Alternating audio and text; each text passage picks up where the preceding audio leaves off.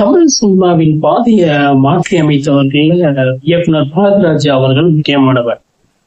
15 August 1985 திரைக்கு வந்த படம் தான் முதல் மரியாதை. இந்த முதல் மரியாதை படத்தை என்னன்னா, மறைந்த முன்னாள் முதல்வர் ஜெயலலிதா அவர்கள் 15 தடவை படம் பார்த்ததா சொல்லியிருக்காங்க. இது பத்திரிகையில ஒரு குறிப்பாகவும் வந்தது. மரியாதைக்கு முன் பசும்பொன் சொல்லி ஒரு படம் எடுக்கலாம் பிளான் பண்ணி சிவாஜி சார்ட்ட கால் ஷீட் வாங்கிட்டு அதுக்கான ப்ரொசீஜர் எல்லாம் போய்கிட்டு இருக்கு. ஸோ அதுக்கு சரியான திரைக்கதை அமையாததால அந்த படம் கைவிடப்படும். ஸோ இதே டைம்ல கதாசிரியர் ஆர் செல்வராஜ் சார் ஒரு கதை சொல்றாரு. அந்த கதை பாரதிராஜா சாருக்கு பிடிக்குது. ஸோ அதை பிடிச்ச பின்னாடி அதை கொஞ்சம் டெவலப்மெண்ட் பண்றாங்க. சிவாஜி சார் கூட்டணியில இந்த படம் ஆரம்பிச்ச முதல் நாள் ஷூட்டிங் முடிஞ்சோன்னா பாரதிராஜா சாருக்கு ஒரு சந்தோஷமே இல்லை. ஏதோ ஒரு ஒரு மனக்குமரல் இருந்துச்சு. ஒரு ஸ்டேஜ்ல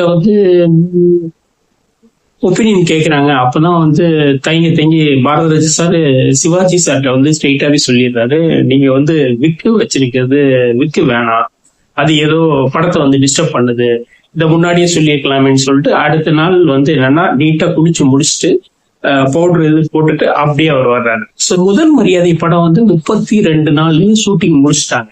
ஆனா ஒரிஜினலா முதல் மரியாதை படத்துக்கான ஸ்கிரிப்ட்ல என்னன்னா ஃபர்ஸ்ட் யார் இருக்குன்னா நடிகர் ராஜேஷ் தான் அந்த ஸ்கிரிப்ட்ல நடிக்கிற மாதிரி ஐடியா இருந்துச்சு. டிஸ்ட்ரிபியூட்டர்கிட்ட எல்லாத்தையும் ஆலோசனை கேட்கிறப்ப அது ரிஜெக்ட் ஆயிடுச்சு.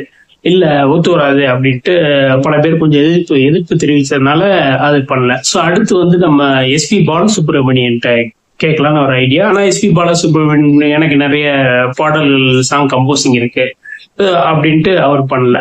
ஸோ அதுக்கடுத்துதான் சிவாஜி கணேசன் சாரை மூவ் பண்ணியிருக்காங்க.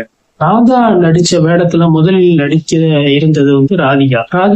தெலுங்குல பிஸியா இருந்தனால ராதாவை கமிட் பண்ணாங்க. பின்னாடி அந்த ராதாவுடைய பின்னணி குரல் ராதிகா பேசியிருப்பாங்க. இந்த படம் என்னன்னா படம் எடுத்து காப்பி போட்டு பாக்குறப்ப யாருக்குமே நம்பிக்கை இல்லை. ரெண்டாவது இளையராஜா சாரு கூட நம்பிக்கை இல்லை. ஸோ அவர் என்னன்னா பாரதிராஜா சார் சொல்றாரு, எனக்கு நம்பிக்கை இல்லை அப்படின்னு சொன்னாலும் அவருடைய எப்பயுமே இளையராஜா சார் பாத்தீங்கன்னா அவருடைய உழைப்பை 100% கொடுத்துருவார்.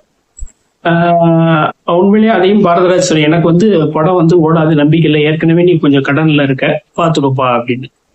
ஸோ பாரதிராஜ் சார் பாத்தீங்கன்னா ஒளிப்பதிவாளர் கண்ணனோட அசிஸ்டண்டா நடிகர் இளவரசு அப்ப இருந்தாரு. ஸோ அப்போ அவர் சார் படம் ஓடு சார், ஒரு சில பேர் தான் நம்பிக்கை வச்சிருந்தாங்க, மத்த யாருமே நம்பிக்கை இல்லை.